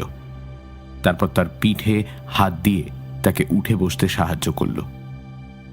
রাজস্বী সবে একটু আরাম বোধ করছিল, ঠিক তক্ষুনি আসিফ পিছ মোড়া করে বেঁধে ফেলল তার হাত। কিছু মনে করিস না রে, এটুকু আমাকে করতেই হবে। তা বলে ভাবিস না আমি তো ছোটবেলার বন্ধুত্ব ভুলে গেছি। এই দেখ না, কি রক্ত পড়ছিল তোর, কিছুতেই রক্ত বন্ধ হচ্ছিল না, শেষমেশ সেলাই করতে হলো। এ দেখ। একটা ছোট আয়না হাতে নিয়ে এগিয়ে আসে আসিফ। এক টানে রাজস্বীর মাথা থেকে খুলে ফেলে তারই জামা দিয়ে বাঁধা পট্টিটা। রাজস্বীর সামনে আয়নাটা ধরতেই শিউরে উঠে প্রথমটায় চোখ বন্ধ করে ফেলে সে। তারপর চোখ খুলে আয়নায় নিজের ছায়া দেখে চিনতে পারল না রাজস্বী। সারা মুখ ফুলে কালশিটে পড়ে গেছে, চোখ দুটো প্রায় দেখাই যাচ্ছে না, আর কপালের ওপর কালো সুতোর বড় বড় ফোঁড়। সেলাইয়ের মাঝখানে জায়গায় জায়গায় চামড়া কুঁচকে উঁচু হয়ে রয়েছে। রক্ত শুকিয়ে জমে রয়েছে সারা মুখ জুড়ে। আনাড়ি হাতের সেলাই মুখের আকৃতি পাল্টে দিয়েছে প্রায়। নিজের অজান্তে মুখ থেকে একটা আর্তনাদ বেরিয়ে আসে রাজস্বীর। এ কোন উন্মাদের পাল্লা এসে পড়ল? আসিফ, আসিফ আমায় ছেড়ে দে। আমি আমি কাউকে কিচ্ছু বলবো না।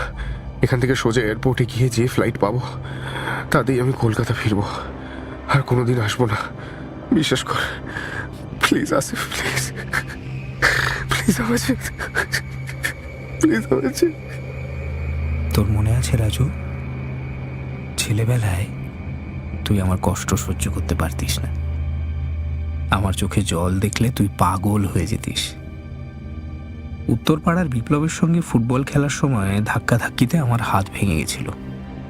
সেই জন্য তুইও পরের দিন ওকে মেরে ওর হাত ভেঙে দিয়েছিলি, মনে পড়ে? আমি জানি তুই সবকিছু শুনলে আর যেতে চাইবি না, আমাকে সাহায্য করবি। করবি রাজু? কিরে, শুনবি? সব কথা শুনবি? রাজস্বীর মাথা নাড়া ছাড়া আর উপায় ছিল না। এরপরের ঘণ্টাখানেক বিস্ময়ে হতবাক রাজস্বী ভাবতে থাকে, এও কি সম্ভব? নাকি আসিফের উন্মাদ মস্তিষ্কের উর্বর কল্পনা এসব? কিন্তু এ বাড়িতে তার নিজের অভিজ্ঞতার সঙ্গে অনেকখানি মিলে যায় আসিফের গল্প। ঈশ্বর, আমাকে শক্তি দাও। মিতুল, মিতুল, আমি আসছি। তোমাকে আমার জীবনে আবার আগের মতো করে চাই। আমি যে তোমাকে ছাড়া আর কিচ্ছু জানি না। তুমি ছাড়া আমাদের সংসারকে কে আবার গুছিয়ে তুলবে মিতুল? আমি তোমাকে ছাড়া থাকতে পারবো না। তোমাকে আমি ফেরাবই। জানিস, কবর খুঁড়ে মৃতদেহটা বার করতে গিয়ে হাঁপিয়ে উঠেছিলাম আমি। মিতুল আমার স্ত্রী, কিন্তু শুধু আমার স্ত্রী নয়, আমার ছেলে ইমনের মা, আমার জীবনের অনুপ্রেরণা, আমার বেঁচে থাকার রসদ। সেই বিশ্ববিদ্যালয় থেকে আমাদের পরিচয়। প্রথম দিন থেকে যেন নিয়তি ঠিক করে দিয়েছিল মৌমিতা এহসান ওরফে মিতুল আমার জীবনে ধ্রুবতারা হয়ে আসবে। প্রেমটা উভয় পক্ষের ছিল ঠিকই, কিন্তু মিতুল সাড়া দিয়েছিল অনেক পরে। একদিন জোর করায় ও জানিয়েছিল জীবনের আতঙ্কের কথা। মিতুলের জন্মের পরেই কোন একজন মুর্শিদ ওর বাড়িতে আসেন। তিনি কয়েকদিন বয়সী মিতুলকে দেখে ভবিষ্যৎবাণী করেছিলেন যে খুব কম বয়সে জলে ডুবে মৃত্যু হবে এই মেয়ের। কন্যা অন্ত প্রাণ মিতুলের আব্বু সেই থেকে মেয়েকে আগলে রেখে বড় করেছেন। এমনকি বাড়ির গাড়ি ছাড়া থেকে কোথাও যেতে দিতেন না তিনি। কিন্তু একটু বড় হওয়ার পর মিতুল নিজে কথা জানতে পেরে সিদ্ধান্ত নিয়েছিল যে কখনো কোনো সম্পর্কে সে জড়াবে না, বিয়েও করবে না, কারণ তার জীবনের অভিশাপের সঙ্গে অন্য কারো জীবনকে জড়িয়ে ফেলতে চায় না সে। মিতুলের কথা শুনে হেসে ফেলেছিলাম আমি। এই যুগে এসব কথায় কোনো পরিবার যে এত বিশ্বাস করতে পারে আমি এটা ভাবতেই পারছিলাম না। মিতুল আমাকে হাসতে দেখে একটু অপ্রতিভ হয়ে পড়েছিল। সেদিন আমি ওর হাত ধরে কথা দিয়েছিলাম ওকে রক্ষা করার দায়িত্ব সেই দিন থেকে আমার। ওকে বাঁচাবার জন্য প্রয়োজনে মৃত্যুর সঙ্গেও লড়াই করব আমি। সেদিন কেবল মিতুলকে ভরসা দিতে যে কথা দিয়েছিলাম, সেই কথা রাখার সময় যে সত্যি এত তাড়াতাড়ি আসবে তা আমি কল্পনাও করিনি। আমার স্বীকার করতে লজ্জা নেই, মিতুলের সঙ্গে বিয়ের পর থেকে আমার যুক্তিবাদী মন আস্তে আস্তে বড় দুর্বল হয়ে পড়েছিল। মিতুলকে হারাবার ভয়টা জাঁকিয়ে বসেছিল আমার মনে। কিভাবে ওকে আঁকড়ে ধরে রাখবো আমার কাছে? যদি সত্যি ওকে কখনো ছেড়ে দিতে হয় মৃত্যুর হাতে, চিন্তায় আমার মাথা খারাপ হওয়ার জোগাড় হয়েছিল।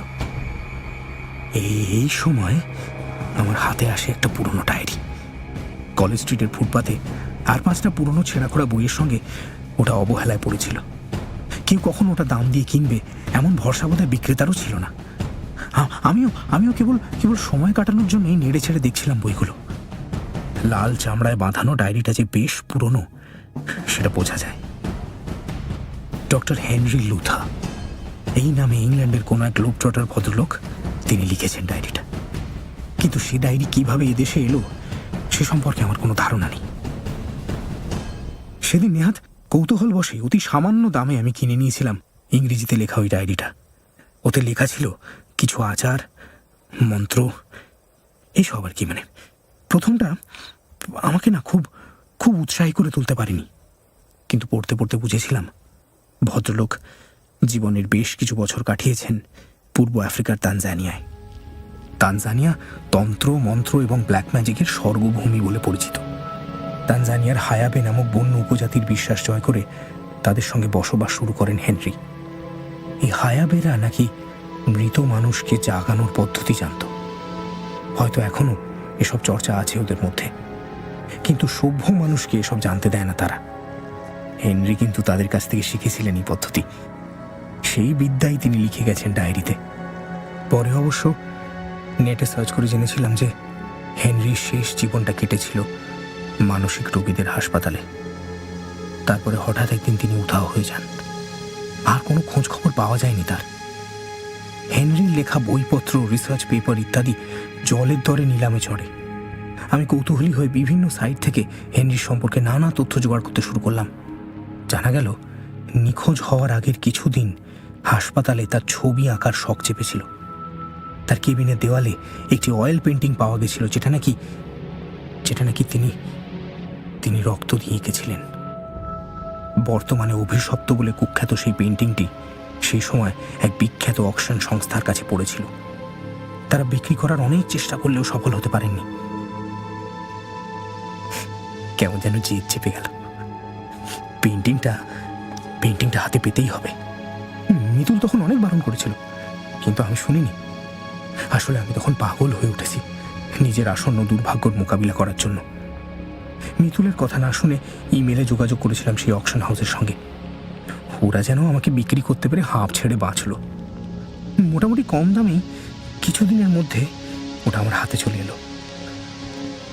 তুই বোধহয় দেখেছিস পেন্টিংটা, তাই না? আমার ড্রয়িং রুমের দেওয়ালে একটা ক্লাউনের ছবি। ডায়েরিটা এখন আমি ওটার পেছনেই টেপ দিয়ে আটকে রাখি, যাতে কেউ খুঁজে না পায়। ছবিটারও একটা বিশেষত্ব আছে। ডায়েরিতে হেনরি স্পষ্ট লিখেছেন যার কাছ থেকে তিনি এই মৃতদেহ জাগানোর বিদ্যা শিখেছেন, যাকে ডায়েরিতে মাকাউই বলে উল্লেখ করেছেন তিনি, সেই মাকাউইর ছেলে কালা জ্বরে আক্রান্ত হয়ে প্রায় মৃত্যুপথযাত্রী হয়ে পড়লে হেনরি তার চিকিৎসা করে বাঁচিয়ে তোলেন। এই উপকারের বিনিময়েই মাকাউই তাকে এই বিদ্যা শিখিয়ে দেন এবং নিজের দেহের রক্ত মন্ত্রপুত করে হেনরিকে দেন। সেই রক্তই ব্যবহৃত হয়েছে ছবিটিতে। তাই এই ছবিটা আমাকে যেভাবে হোক পেতেই হতো। প্রথমটায় আমার সন্দেহ ছিল আদৌ এসব কাজ করবে কিনা, কিন্তু যত এগোতে লাগলাম তত মনে হলো এ ডায়েরি হাতে আসা হয়তো ঈশ্বরের ইচ্ছে। তিনিও চান না যে মিতুল আমার থেকে দূরে সরে যাক। ডায়েরির ছত্রে ছত্রে আমার সর্বনাশ থেকে উদ্ধারের উপায় লেখা। আমি জানি সভ্য জগৎ আমাকে এর অনুমতি দেবে না, কিন্তু মিতুলকে আমার কাছে ধরে রাখার জন্য আমি সারা পৃথিবীর বিরুদ্ধে যেতে পারি। খুব যত্নে ডায়েরিটা রেখে দিলাম সেই দিনের জন্য, যে দিনটা আমার জীবনে কোনোদিন না এলেই আমি খুশি হব। কিন্তু কি জানিস, দিনটা এলো। মিতুলের বয়স যেদিন ঠিক 26 বছর 3 মাস 11 দিন, সেদিন ইমনের 1 বছরের জন্মদিন ছিল। আমরা গাড়ি নিয়ে বেরিয়েছিলাম বেড়াতে। ঠিক ছিল রাতে কোনো একটা ভালো হোটেলে ডিনার সেরে ফিরব। আমি ড্রাইভ করছিলাম, স্পিড খুব বেশি ছিল না। মিতুল আর ইমন সঙ্গে থাকলে আমি কখনোই কোনো ব্যাপারে ঝুঁকি নিই না। তবুও ঘটনাটা ঘটে গেল। হঠাৎ হঠাৎ স্টিয়ারিং এর উপর সব নিয়ন্ত্রণ হারিয়ে গেল আমার। ইমনের কান্না, মিতুলের চিৎকার, কিছু বুঝে ওঠার আগেই শুধু দেখলাম রাস্তার পাশে একটা কংক্রিটের রেলিং ভেঙে আমার গাড়ি সহ আমরা এগিয়ে চলেছি একটা ঝিলের দিকে। বিকট ধাতব শব্দে ঢাকা পড়ে গেল আমাদের আর্তনাদ।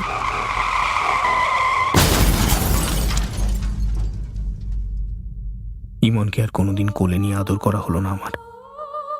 1 বছরের শিশুটা জন্মদিনেই ছেড়ে গেল আমাকে। আমারই দোষ, হ্যাঁ আমারই দোষ। নিশ্চয়ই অন্যমনস্ক হয়ে পড়েছিলাম গাড়ি চালাতে গিয়ে। কিন্তু কি করে আমি এমন করতে পারি? মিতুলকে যে কথা দিয়েছিলাম আমি যে কিভাবে অক্ষত হয়ে বেঁচে ফিরলাম তাও আমার কাছে বিস্ময়। এই ঘটনার কয়েক ঘন্টার মধ্যে কবর খুঁড়ে মিতুলকে বাড়িতে ফিরে আনলাম আমি।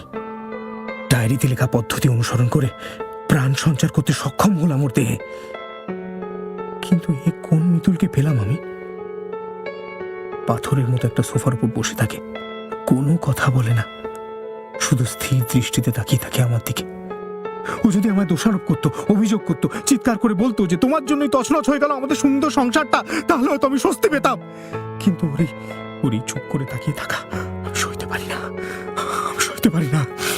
ইমনের খেলনা, ইমনের জামা, মোজা সব আমি গুছিয়ে রাখি। মিতুলের সামনে ওগুলো দিয়ে চেষ্টা করেছি ওকে কাঁদানোর, ওকে স্বাভাবিক করে তোলার, কিন্তু না, কোনো প্রতিক্রিয়া দেখি না ওর মধ্যে।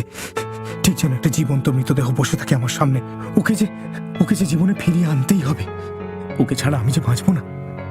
খুব যত্ন করে ওর চুল আঁচড়ে দিই আমি, চুলের সঙ্গে জড়িয়ে থাকা শামুক ছাড়িয়ে দিই, ওর পোশাক থেকে অবিশ্রান্ত ঝরে পড়া জল বারবার মুছে দিই, ওর সুন্দর অথচ ফ্যাকাশে মুখমণ্ডল থেকে খুঁটে তুলে দিই শ্যাওলার গ্লানি। কিন্তু তবুও যেন ওর মন ছুঁতে পারি না। তাই এবার ঠিক করলাম ইমনকে এনে দেবো ওর কাছে। তাতে যদি আবার আমার হারিয়ে যাওয়া সুখের দিন ফিরে আসে। ডায়েরি নির্দেশ অনুযায়ী সদ্য কবর দেওয়া মিতুলের দেহটা তুলে এনেছিলাম সবার অগোচরে। কয়েকদিনের কিছু আচার চোখ খুলে চেয়েছিল আমার মিতুল, কিন্তু এই মিতুলকে তো আমি চাইনি। তাই মিতুল যদি হয় তবে ইমন কেন নয়? আমাদের সন্তানই হয়তো পারবে আমাদের জীবনে খুশি ফেরাতে। ইমনের ছোট্ট দেহটা খবর খুঁড়ে তুলে নিয়ে এলাম। বাড়িতে ঢুকতেই খেয়াল করলাম সোফায় স্থির মূর্তির মতো বসে থাকা মিতুলের চোখের পাতা কেঁপে উঠল। আনন্দে আমার গাল বেয়ে অশ্রু নেমে এলো। আর তো মাত্র কয়েকদিন, তারপর আবার আমরা একসঙ্গে হাসবো, খেলবো, বেড়াতে যাব। শুধু বাকি পৃথিবী থেকে আমাকে দূরে থাকতে হবে। মিতুলের দেহে প্রাণ প্রতিষ্ঠা করতে পারলেও ওর শরীর থেকে উঠে আসা পাক মেশানো গন্ধটা আস্তে আস্তে মর্গের মানুষ পচা গন্ধে পরিণত হচ্ছে। আমার এতে অসুবিধা হয় না, কিন্তু দরজা জানলা বন্ধ করে গন্ধের বাইরে যাওয়া আটকাতে যেমন পেরেছি, তেমনি বাইরের লোকের ভেতরে আসা আটকাতে আমায় যা করতে হবে তাই করব। আমি যে মিতুলকে কথা দিয়েছি, কিন্তু মিতুল আর ইমনকে আমার কাছে ধরে রাখার জন্য আমাকে কিছু নিয়ম মেনে চলতে হয়। ডায়েরিতে বলা পদ্ধতি অনুযায়ী প্রথমেই মিতুল আর ইমনের শরীর থেকে ওদের হৃৎপিণ্ড কেটে বের করে নিতে হয়েছে আমাকে। 15-20 দিন পর পর ওদের বুকের সেই গহ্বরে বসাতে হয় জ্যান্ত মানুষের বুক থেকে তুলে আনা টাটকা হৃৎপিণ্ড। সেই হৃৎপিণ্ডের কাজ শেষ হয়ে আসার 2-1 দিন আগে থেকেই ছবির ক্লাউন নেমে আসে ছবি থেকে, আমাকে ইঙ্গিত দেয় সময় হয়ে গেছে। আমিও লেগে পড়ি মানুষ জোগাড়ের কাজে। নতুন টাটকা হৃৎপিণ্ড ওদের বুকে স্থাপিত হয়ে গেলেই ক্লাউন ফিরে যায় নিজের জায়গায়। শুধু ওর হাতের বেলুনের সংখ্যা বাড়তে থাকে পাল্টে দেওয়া হৃৎপিণ্ডের সাথে সাথে। এই তো কয়েকদিন আগেই একটা ভবঘুরেকে খাবারের সঙ্গে ঘুমের ওষুধ খাইয়ে ধরে এনেছিলাম। তুই যে ঘরে ছিলি তার পাশের ঘরেই ওকে হাত পা বেঁধে ঘুমের ওষুধ খাইয়ে ফেলে রেখেছিলাম। তারপর কাল ওর হৃৎপিণ্ড বসিয়ে দিলাম মিতুলের বুকে। আমার মিতুল আর ইমনের জন্য যারা প্রাণ দিয়েছে তাদের আমি শহীদ বলি, শ্রদ্ধা করি। ওদের মৃতদেহ রেখে দিই বাড়ির পেছনের কুয়োয় মাটি চাপা দিয়ে। কিন্তু জানিস, ইমনের জন্য এখনো হৃৎপিণ্ডের জোগাড় হয়নি। ওর এখনকার হৃৎপিণ্ডের মেয়াদ শেষ হয়ে এসছে। গত কয়েকদিন চেষ্টা করেও কাউকে পেলাম না ওর জন্য। কেন জানি না, কদিন ধরে পুলিশ বড্ড যাতায়াত করছে এদিকে। এই মুহূর্তে একটা টাটকা হৃৎপিণ্ড না পেলে আমার ছেলেটা বাঁচবে না রে। আর ও যদি না বাঁচে, আমি আর মিতুল কি নিয়ে থাকবো বল? রাজু, তুই আমার বন্ধু, তুই তো নিশ্চয়ই এইটুকু করবি আমার জন্য, বল? কি রে, করবি না? হ্যাঁ, মানে আমি কি করতে পারি? এই এই তুই কি বলতে চাইছিস? হ্যাঁ, তুই বুঝতে পারছিস না রাজু? তুই বুঝতে পারছিস না? দেখ, আমি তোর কাছে হাত জোড় করছি, পায়ে ধরছি তোর। আমার এত পরিশ্রমে জল ঢেলে দিস না ভাই। ইমন না বাঁচলে মিতুলও আর বাঁচবে না। আর আর তোরও তো এই পৃথিবীতে নিজের বলতে আমি ছাড়া কেউ নেই, বল? আমার জন্য এটুকু তো তুই করতেই পারিস। করবি তো রাজু? আসিফের চোখ চকচক করে ওঠে। রাজস্বী প্রাণপণে চেষ্টা করছিল দড়ির বাঁধন থেকে নিজেকে ছাড়াবার। ছটফট করতে করতে সে বলে উঠল, তুই তুই তুই পাগল হয়ে গেছিস আসিফ। তুই প্রকৃতির বিরুদ্ধে গিয়ে কখনোই জিততে পারবি না। মিতুল আর ইমন মারা গেছে, ওদের শান্তিতে মাটির নিচে ঘুমোতে দে। এখন ওরা যেভাবে আছে তাকে বেঁচে থাকা বলে না। অধীন প্রাণহীন জীবন মৃতের মতো হেঁটে চলে বেড়ানো দেহকে আর যাই বলুক জীবিত মানুষ বলে না আসিফ।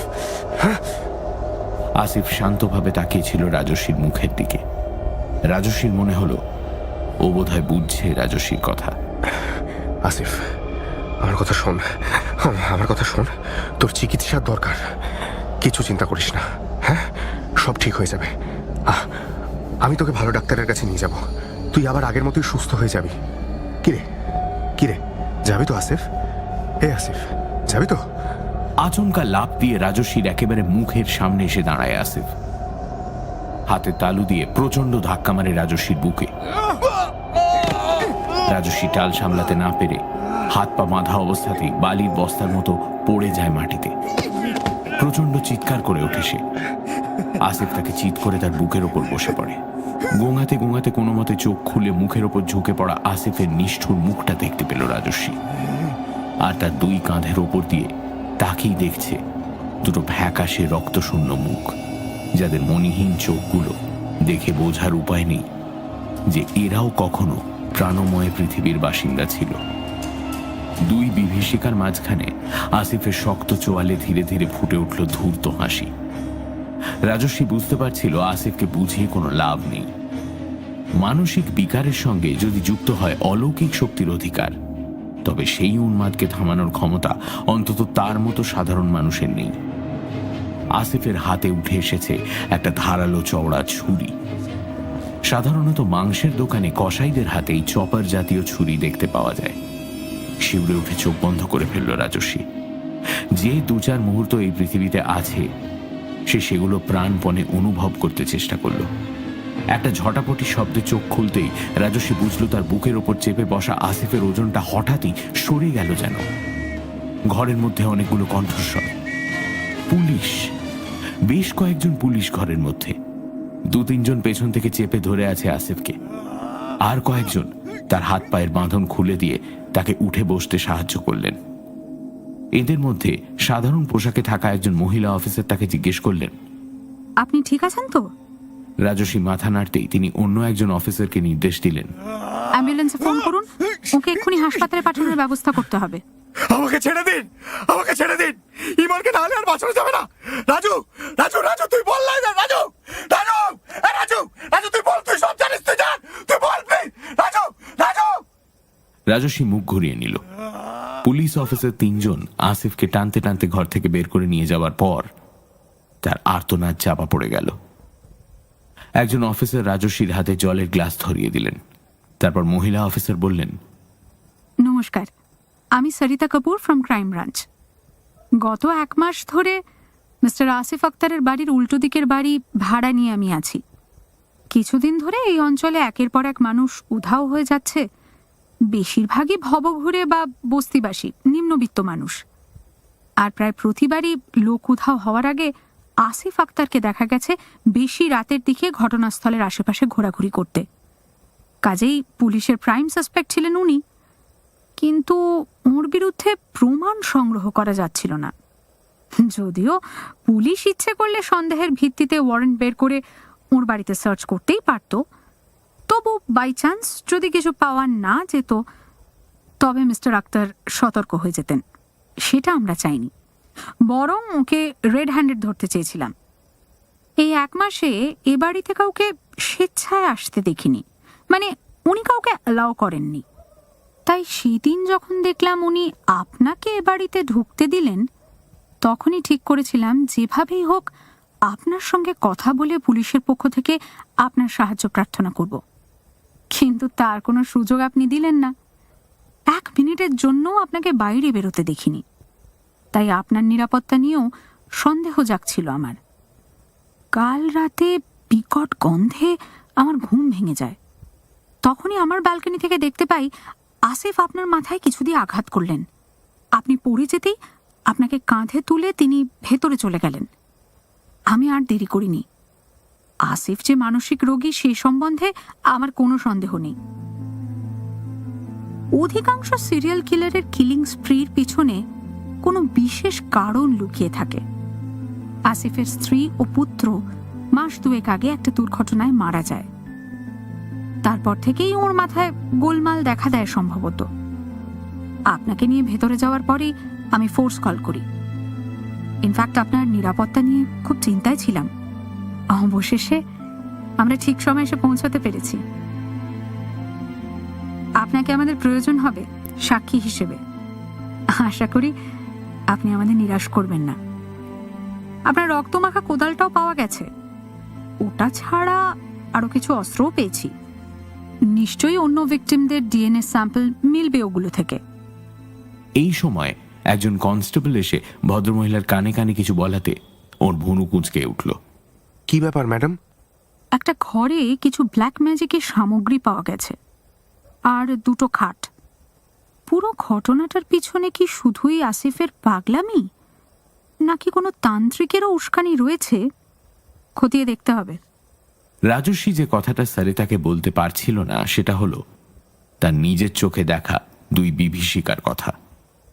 এই কথা বললে পুলিশ তাকেও পাগল মনে করবে, অথচ নিজের চোখকে সে কিভাবে অবিশ্বাস করবে? ইতিমধ্যে অ্যাম্বুলেন্স এসে গেছে। স্ট্রেচারে শুয়ে যেতে যেতে ক্লাউনের পেন্টিংটার দিকে চোখ গেল রাজস্বীর। কি মনে হতে পাশে হেঁটে যাওয়া একজন পুলিশ কনস্টেবলকে জিজ্ঞেস করলো রাজস্বী, আচ্ছা এখনই বাড়ির কি হবে? আপাতত পুলিশ এ বাড়ি সিল করে দেবে। নিশ্চিন্ত হয়ে চোখ বুঝল রাজস্বী। বাড়ির বাইরে তখন কুয়ো থেকে পচা মৃতদেহ উদ্ধারের কাজ চলছে। বিকট গন্ধে ভারী হয়ে উঠেছে চারপাশের বাতাস। মাস 3 পরের কথা। আসিফের ট্রায়াল চলছে এখনো। এর মধ্যে একবার রাজস্বীকে যেতে হয়েছিল সাক্ষ্য দিতে। সকালে চায়ের কাপে চুমুক দিতে দিতে খবরের কাগজে একটা খবর পড়ে বুকের ভেতরটা কেঁপে উঠল তার। দিল্লির শহরতলির এক বাড়িতে 2 দিন আগে রাতে তালা ভেঙে চুরি।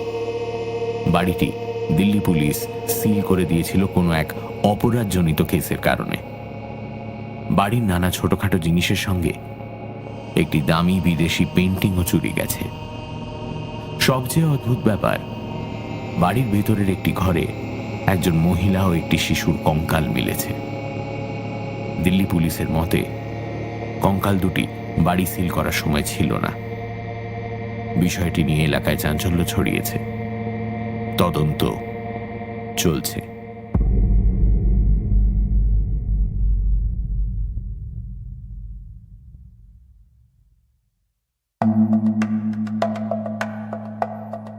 আজ সানডে সাসপেন্সে শুনলেন বৈশালী দাশগুপ্ত নন্দীর লেখা গল্প এখানে অন্ধকার। রাজস্বী চরিত্রে অগ্নি, আসিফ সমক, সরিতা কাপুর শ্রী, ট্যাক্সি চালক সাক্ষ্য, পুলিশ কনস্টেবল সায়ক। গল্পের সূত্রধার, গল্প পাঠে এবং পর্ব পরিচালনায় আমি দীপ। শব্দগ্রহণ গোধূলি। ধ্বনি পরিকল্পনা Subhadeep. Poster design join the dots. শেষ হলো বৈশালী দাশগুপ্ত নন্দীর লেখা গল্প এখানে অন্ধকার। সামনের সপ্তাহে আরও একটি রোমাঞ্চকর গল্প নিয়ে হাজির হবে সানডে সাসপেন্স।